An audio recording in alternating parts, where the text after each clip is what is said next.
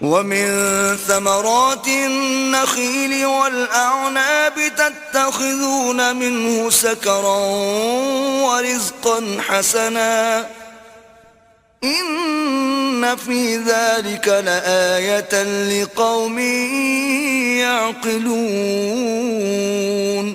اور کھجور اور انگور کے میووں سے بھی تم پینے کی چیزیں تیار کرتے ہو کہ ان سے شراب بناتے ہو اور عمدہ رزق کھاتے ہو۔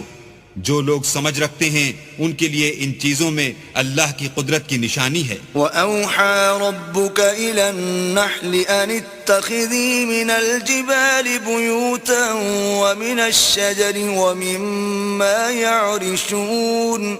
اور تمہارے پروردگار